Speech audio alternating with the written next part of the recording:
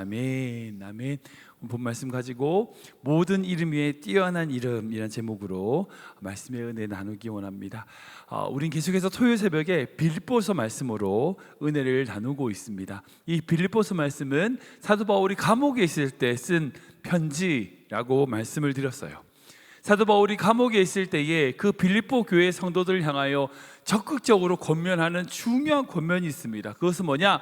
너희 안에 예수 그리스도 그분의 마음을 품으라는 거예요. 그리고 그 예수님의 마음이 어떤 마음인지에 대하여 세 가지를 말씀하고 있습니다. 우리가 그걸 3주에 걸쳐서 나눴죠.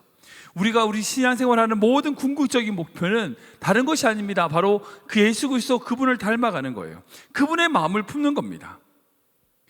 이것 외에 다른 것이 되면 다 우상이에요. 예, 이단입니다. 반기독교적이에요. 우리의 목표는 이 세상에서 잘 살고 성공하고 잘 먹고 아니에요. 그런 거 아니고 예수 그리스도 그분의 마음을 품는 것입니다. 그분의 마음을 알아가고 그분의 마음과 함께하는 거예요. 지난 3번에 걸쳐서 구체적으로 그럼 우리가 가져야 될 예수님의 마음이 무엇인가에 대해서 말씀을 전했어요. 짧게 정리하면 첫 번째는 비우는 마음입니다. 예수께서는요 하나님과 동등됨을 취할 것으로 여기지 아니하시고 자기를 비우셨다라고 말씀하고 있어요. 여기서 비운다는 것은 헬라어로 에코노센이라는 단어인데 이거는 비움이라고 하는 케노우라는 단어에서 파생된 겁니다. 이건요 적극적인 수동적으로 비워지는 것이 아니라 자발적으로 능동적으로 스스로 내려놓고 포기하자는 거예요. 누가 시켜서 하는 것이 아니라 스스로 적극적으로 자신의 모든 것을 내려놓으신 거예요. 하나님과 동등됨을 취할 것으로 여기지 아니하시고 그 힘과 그 능력, 동등됨을 포기하시는 분, 여러분 그것이 우리 예수님의 마음이라는 거예요. 우리가 다 누구든지 가질 수 있는 권리가 있죠. 예, 당연한 권리가 있습니다. 근데 그 권리와 당당하게 주장할 수 있는 그것들을 내려놓을 때에 주어지는 승리가 있어요. 이건요 비워본 사람만이 알아요. 두 번째 마음은 자기를 낮추시는 마음입니다. 가장 높으신 분이 가장 낮은 곳으로 내려오셨어요. 하나님과 동등된 분이지만 우리 인간을 위하여 십자가에까지 내려오셨다고 말씀하고 있어요. 여러분, 낮은 자가 낮출 수 없어요. 높은 자만이 낮출 수 있습니다. 여기가 바로 이제 수력 발전의 원리라고 말씀드렸죠. 높은 곳에 있는 물이 낮은 곳으로 내려올 때의 에너지, 그 에너지를 전기로 바꾸는 것이 수력 발전입니다. 물 자체는 힘이 없어요. 그러나 높은 곳에 있는 물이 낮은 곳으로 내려올 때의 에너지가 발생해요. 가장 높으신 예수님이 가장 낮은 인간의 모습으로 내려오실 때의 그 힘이 바로 우리를 구원하는 힘이 되는 거예요. 그것이 십자가의 사랑입니다. 지난주에 마지막으로 세 번째로 복종하는 마음, 죽기까지 복종하는 마음에 대하여 말씀드렸어요. 여기서 말하는 복종이라는 것은요 외부적으로 주어지는 어떤 사명이나 명령에 대하여 어렵지만 힘들지만 기꺼이 따르는 것이라는 것으로 제가 설명을 드렸습니다. 많은 성도들이요 순종을 하지만 복종은 안 해요. 순종도 안 하는 사람들이 많긴 하죠. 순종과 복종의 차이는 뭐냐? 순종을 하면 나한테 좋은 거야. 분명히 나한테 좋은 거임에도 불구하고 그것을 순종하는 것을 말하는 거라면, 복종은요 나한테 기꺼이 좋은 것이 없다 할지라도 그분의 말씀이니까 따르는 거예요. 그게 복종이에요. 많은 성도들이 순종도 안 하면서 복종을 하라, 그거 쉽지 않죠. 근데 우리가 해야 될 것은요 순종의 단계를 넘어서 복종의 단계예요. 이것은 뭐냐?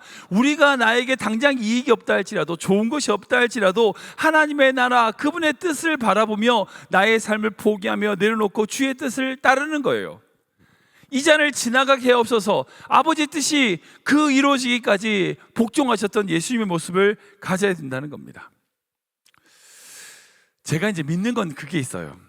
그렇게 예수님께서 비우시고 낮추시고 복종하심으로 말미암아 주어지는 것이 뭐냐? 오늘 읽었던 말씀처럼 그 예수 그리스도의 이름을 가장 높은 모든 이름 위에 뛰어난 이름을 주신다는 거죠. 그래서 저는 믿는 것이 하나님은 결코 빚지지 않으시는 분이라는 거예요. 무슨 말이냐? 우리에게 빚지지 말라고 하신 분이 우리 하나님께서 우리에게 빚지시겠냐고요. 그러니까 우리가 주님을 위하여 무언가를 드리거나 뭔가를 하면 주님의 마음을 품고 하나님의 나라를 위하여 나에게 손해가 되고 나에게 불이익이 되지만 그분의 뜻을 따르고 나아가면, 자기를 비우고 낮추고 복종하면 하나님은 결코 빈손으로 돌아가게 하시는 분이 아니라는 거예요. 하나님은요, 공짜가 없어요. 우리가 주님을 위하여 헌신하고 주님을 위하여 우리의 삶을 드리면요, 반드시 하나님은 갚으시는 분이에요. 혹시 예수님 때문에 손해 보셨습니까? 축하드립니다. 이제 하나님께서 갚으실 겁니다. 그 사람한테 받는 게 아니고요, 하나님이 갚으시는 거예요. 주님을 위해서 낮아지셨습니까? 이제 잘 됐습니다. 이제 주님이 여러분들 높이실 거예요. 이게 성경의 법칙이에요. 성경의 법칙은요, 우리가 높일 때는 주님은 낮추시지만 우리가 주님을 위하여 낮아질 때 우리 주님은 우리를 높이신다.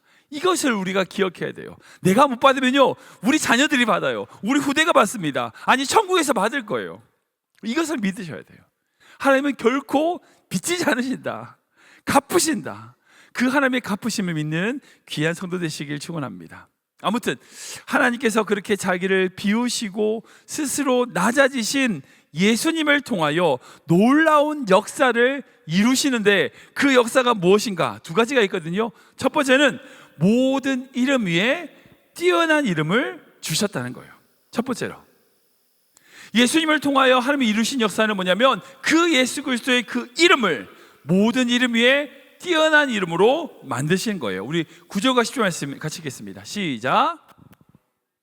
하나님이 그를 지극히 높여 모든 이름 위에 뛰어난 이름을 주사 하늘에 있는 자들과 땅에 있는 자들과 땅 아래에 있는 자들로 모든 무릎을 예수의 이름에 꿇게 하시고. 아멘. 예수님의 이름에 능력이 있습니다. 믿으십니까? 아멘. 맞습니다. 예수님의 이름은요, 모든 이름 위에 뛰어난 이름입니다. 세상의 어떤 높은 자들보다 가장 높으신 예수님은 그 예수님의 이름을 주님께서 만드셨습니다. 그리고 그 이름 앞에 모두 무릎을 꿇게 하셨어요.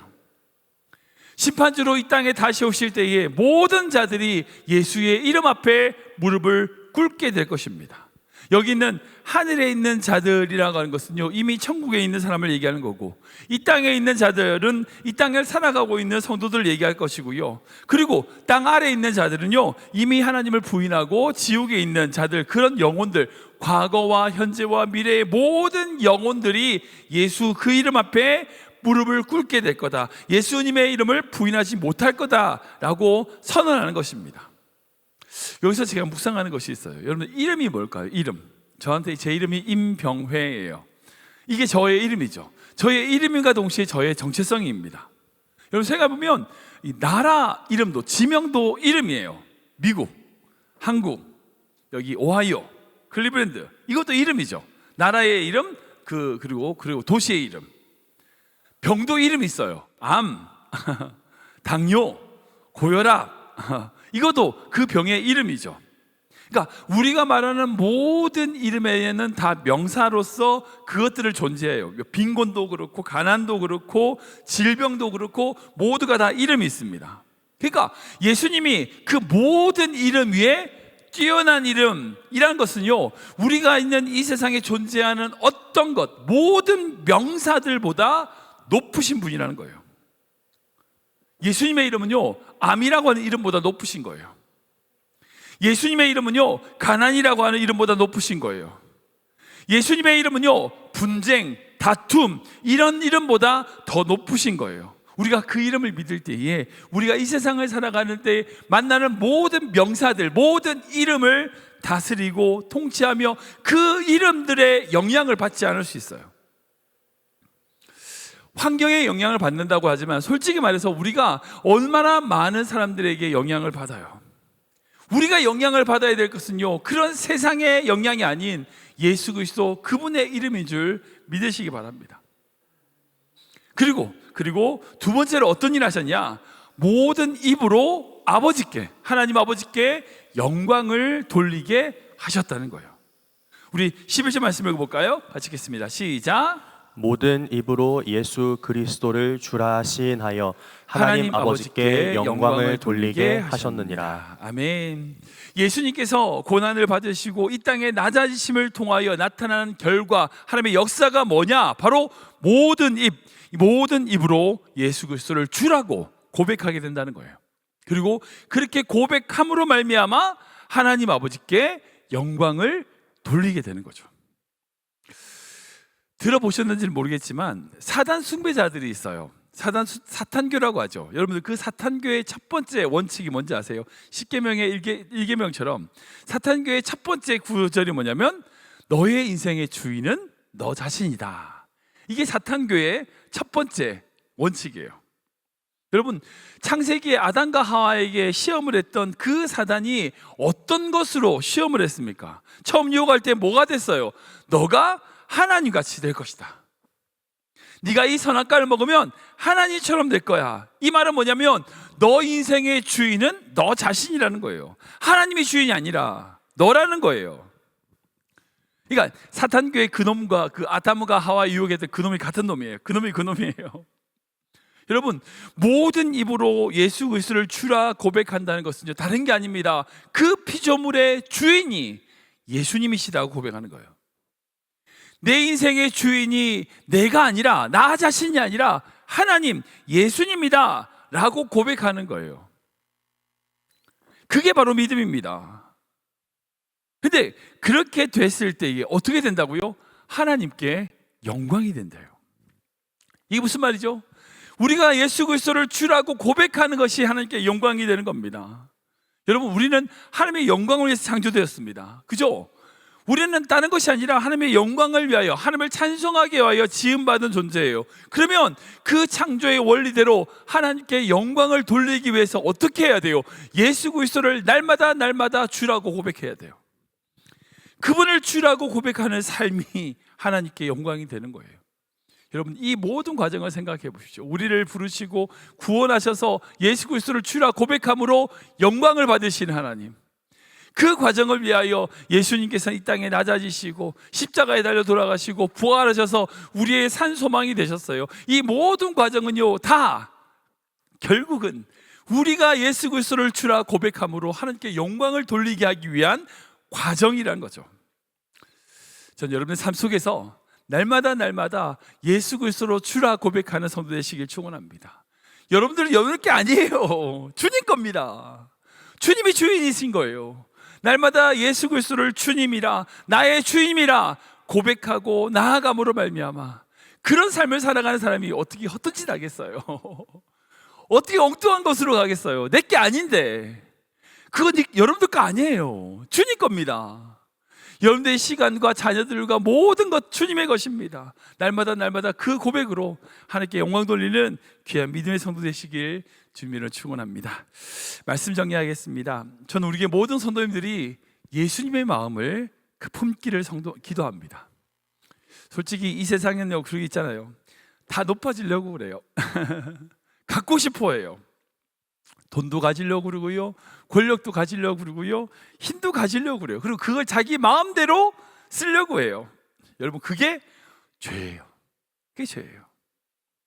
우리 안에 예수님의 마음을 품어야 돼요. 예수님의 마음이 어떤 마음이에요? 자기를 비우고 낮추고 그 하나님의 뜻을 죽기까지 복종하고 헌신하는 그 마음이 예수님의 마음입니다. 우리가 그 마음을 품을 때에 우리 주님께서 우리의 삶을 통하여 놀라운 일을 행하시는데 결국 한 가지예요. 바로 우리가 하나님 예수 그리스도를 주라 고백함으로 하나님께 영광 돌리게 하시는 거예요. 우리가 그 십자가의 길을 걸어가길 소원합니다.